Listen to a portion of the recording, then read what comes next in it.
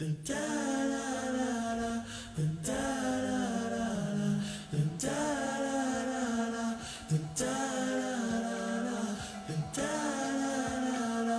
adrift on memory bliss of you.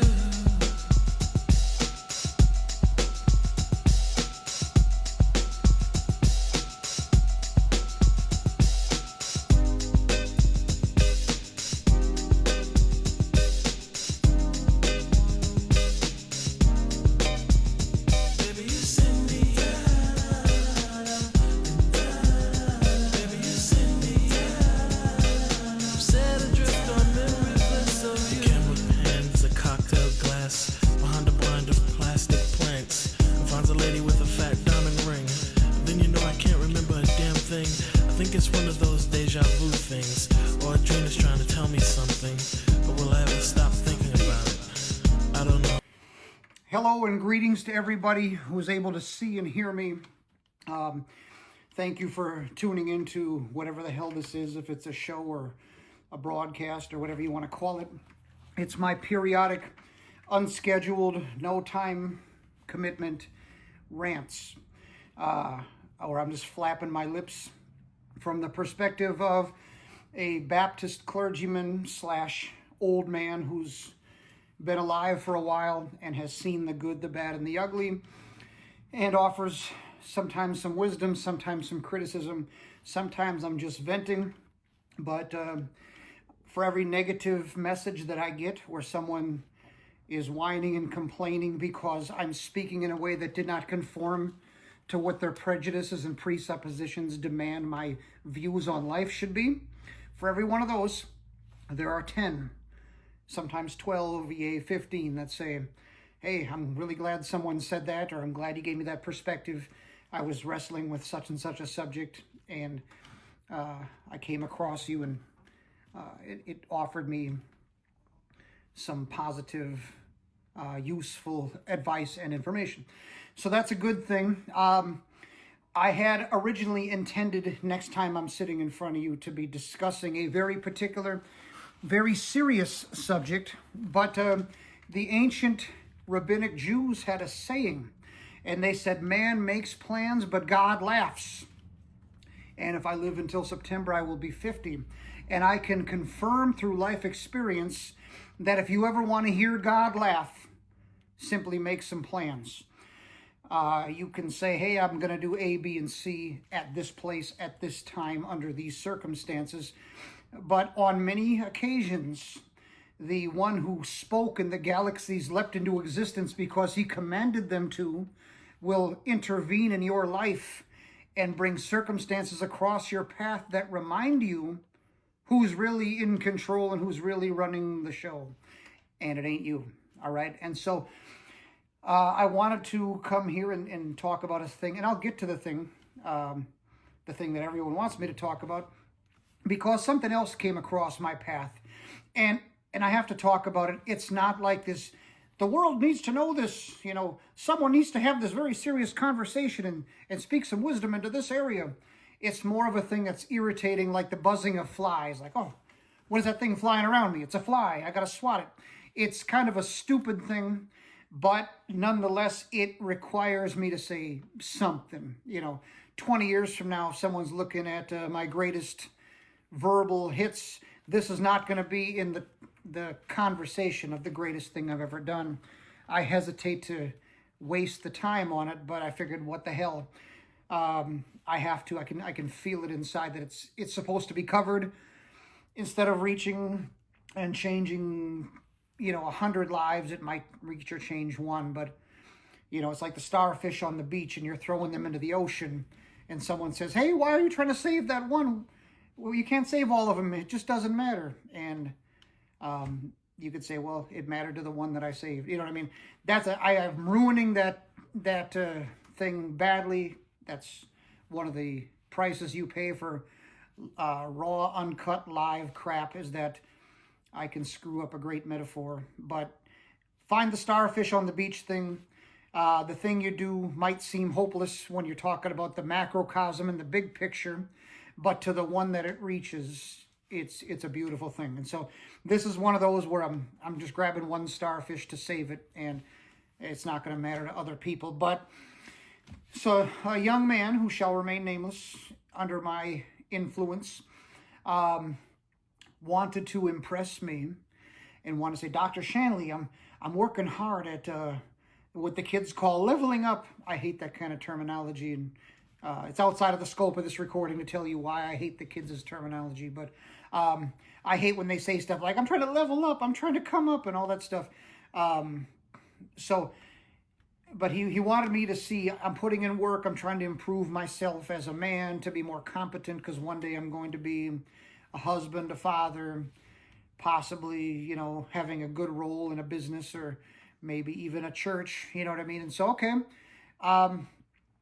The same way that Paul, according to Acts 16, made tents for a living, so he wouldn't have to hit up the church too many times for money. And so no one could ever say, he's only in it for the money.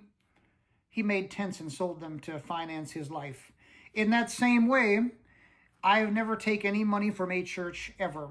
I have a business that I run to fuel the ultimate purpose of my life, which is to flap my lips for the name and honor and glorification of my Messiah, Jesus, who is the Christ, and the triune God of Scripture. And so I work that job so that no one could ever say, Dr. Shanley only speaks places to make money, as though me calling for the nuking of Mecca and Medina and the destruction of the Dome of the Rock is going to bring in a lot of cash, right? Because that's kind of what I've done, and it hasn't. I couldn't buy a cup of coffee. You know, I've given away more books and CDs than I've ever sold, and that's the truth. I care more about the information getting out there than anything else. But so I work a business, and the business is such that if something asks for my time during a business day, just me sitting there entertaining that has costed me about $10 a minute. Okay, literally just sitting there. 1 minute went by, there's $10, another $10, another $10, right? And so if you've ever called me personally during a business day and I seemed like I was being short with you, I promise it was not personal. It was, I have a list of 50 things to do today, and there's only 24 hours in a day. I'm going to get maybe 23 of those 50 things done, and the rest are going to carry over to the next day, and the next day is going to be even more hellish. But so me having a finite amount of time to deal with you during the business day is not personal. That's why I do a lot of things after hours for the advancement of church business. But in the opposite manner, if I've ever dedicated my time to helping you or even showing up during a business day, it's also costed me about $10 a minute. And so you can think of, this dude really cares. You know what I mean? He's really taking away from stuff to help me with this. So it goes both ways. But either way, this young man, he said, I'm taking this course from this guy. And I'm like, oh, good. It's a college. You paid some money. No, it's an internet course. I'm like, oh, every schmo on the planet who has an iPhone suddenly starts some kind of online courses now. And where they're trying to get your money and they try to teach you this or that. And it's just their own philosophy of life. You know, if you ask 5 of these guys, you'll get 6 answers as to how life's supposed to go. None of them is solid. But so he said, I want you to see this guy. Keep in mind, this young man's trying to impress me about how he's advanced. So I'm okay. I'll take a second and I'll listen to this course that you're listening to. All right. And mostly, when someone comes under my influence, they might as well be a spiritual child. I have my arms around them, and I'm protective, okay? You can call me the shepherd that's protecting them against the wolves and the predators. So I had my protect this young man from the predators hat on, and I'm listening to this class. I log into the dude's course. He's in a formal setting. First thing I notice is he's got sunglasses on. Yes, I have sunglasses on. I think I got it from like a Michael Jackson interview when I was like 8 years old, or R. Kelly or something. I often have sunglasses on. I've spoken from pulpits with sunglasses on, but particularly right now because it's allergy and hay fever season, dust, pollen, ragweed, etc. My eyeballs are so red despite all kinds of antihistamine drops and enough allergy medicine floating through my veins to start and stop and start again a heart. Like, my eyeballs are still red as anything, red as the roses on this outfit, and they're puffy and they're running, and if you could see them you would cry. So I'm protecting you. But the point is, this man's teaching a formal course. He's got sunglasses on, but he's also got one of them shirts. There's something about the young 30-year-old kids where there's a generation of them where they're gym rats. They're always in the gym. I'm hitting the gym today. I'm hitting the gym today. And every other post, I'm at the gym. I'm at the gym. I'm at the gym. Great, congratulations. Do you want a biscuit? They want you to know that they're at the gym. And when they're not at the gym, they're wearing a shirt where they forgot that they're not at the gym because it's deliberately about 2 or 3 sizes too small. The idea is that if there's any kind of tone to their muscles, that it can look even more exaggerated. So you look at them and see, that's a brilliant, strong, muscular dude. The chicks are supposed to melt, ooh, he's so strong. And the guys are supposed to say, well, I wish I was built like that. But it's a definite attention-seeking type of thing where you're trying to, draw attention to the fact that you go to the gym. Congratulations. But he's doing a course, which is supposedly about money and business, right? So it's as though, well, I wasn't going to listen to him about business and money, but since he's a 300-pound steroid freak, he might be qualified to tell me something about how to run a business. Just think of the intellectual condition you have to be to even think like that, right? So he starts drawing on the board. He's talking about, getting money. He's talking about success, happiness, women, and it gets into all these places. But he starts talking about don't chase any of these things. What? Don't chase money? Money's supposed to show up? Don't try to pursue a lady. She's supposed to just knock on your door. Don't try to pursue happiness. It's just going to arrive. And it's like his philosophy did not correspond with what takes place in reality. I knew right away I was dealing with something deviant in terms of his philosophical starting point. But he was taking his time getting it going. And he was under the assumption that these kids that are listening to him are just waiting on his every word. And they probably were. But once he started talking about the money and the happiness and the women and all this stuff are on a particular frequency, the moment I heard the word frequency, and then he started talking about such things as high vibration, low vibration, matching frequency, matching energy, abundance, and the so-called law of attraction, I knew right away, because I'm trained religiously and philosophically to pick certain terminology out and know the epistemological roots of where it comes from. That is the beginning point of the idea. Everything that comes out of a person's mouth comes from an internal idea. And that internal idea was brought there by their life experience, their education, and a bunch of other factors. Most people picked up their ideas like a dog picks up fleas, right? Your dog comes home, it's got fleas. How the hell did that happen? I don't know. They didn't get it in this house. They went around the community, went around garbage, went around piles of crap, went around to their dogs, but now they've brought this infestation home to our house. Most of you young people picked up your ideas like a dog picks up fleas. But being trained to spot the philosophy behind what a person's saying. So the thing coming out of their mouth is the end result. It's at the finish line. I go back to the beginning and say, okay, this is what's motivating this person's entire show here. I remember the first time I heard Barack Obama, and he was given a speech before the 2008 election. He said, we are 5 days away from fundamentally transforming the United States of America. I heard the word fundamental transformation, and right away I knew he was quoting Mao Zedong, who created death camps, you know what I mean, in China, and who had an overthrow of existing conditions. He's quoting a red agitator, and he's using the language of revolution to see if he had a support of proletariat out there who understood it. right? In another era, they would have called him a red agitator, but this era they call him a community organizer. But being trained to pick out terminology and know where that came from is just, sometimes it's a blessing and sometimes it's a curse, because you can't enjoy something because you're like, oh, that comes from this, which comes from this, which really comes from there. So when I'm hearing matching energy and high vibrational and low vibrational, you got to get on the right vibration for the frequency, for the abundance, the law of attraction, and the energy and all this crap. And don't chase anything, because it's going to come to you if you're simply on the right wavelength. He's quoting occultic, esoteric, pagan philosophy from not only another century, but another continent. All right.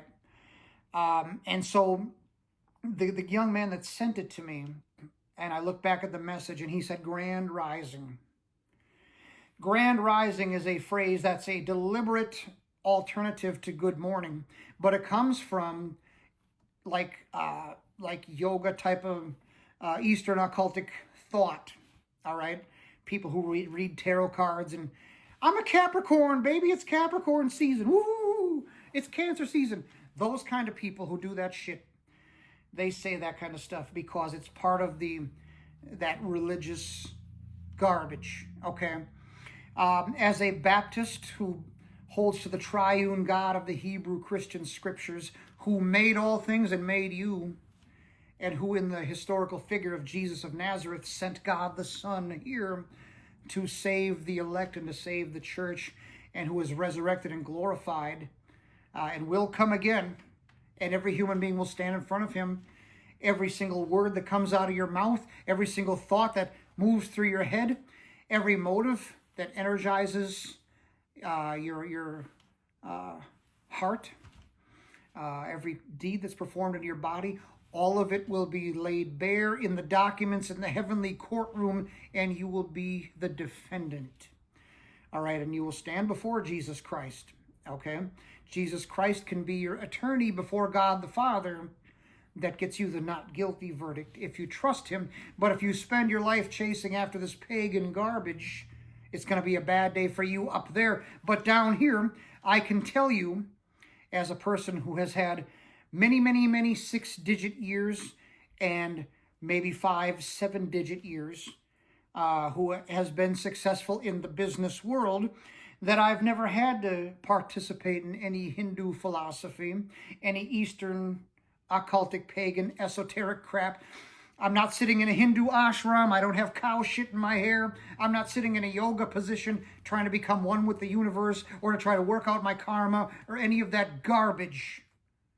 I've simply applied what God revealed in, say, the book of Proverbs about practical wisdom and walking with your neighbor in all areas, including business. And when it comes to don't chase it, you have to get up off your ass. There's a term that was created called the Protestant work ethic. All right? It means we are the ones who go out and create value in this culture and in this economy because we're working knowing that God is watching us at all times. We're pursuing excellence. Okay? And we do get up off our ass, and we do chase money, and we do chase happiness. The word happiness is not in the Bible one time, because God doesn't care whether or not you're happy. He cares that you're holy. And when you are, joy comes, and since joy was not given to you by this world, nothing this world does to you can take the joy away. We have the joy, and we do chase it, because God tells us to. And when it comes to the not chasing a lady, she's supposed to show up. That's one stop shy of this young generation of red-pilled boys that call themselves the prize. I'm the prize, I'm the prize. No, you're not. You sit in your mother's basement smoking pot, watching pornography, and you haven't had a 6-digit year, and I'm a high-value man. That red pill shit has done a lot of harm to these kids. And as a father that has daughters that are going to be in the dating marketplace one day, the amount of dudes with that philosophy that they could run into. Young men, if you follow that shit, one day some daughter's daddy's going to kick your ass. Do you understand me? And if he doesn't, her brothers will fuck you up something fierce. Don't follow people just because they have a whiteboard and they're on television selling you a course about how to be a better man. All right. Join a church and be discipled by the brothers and the elders there who have your back and who are like your family and who care about you.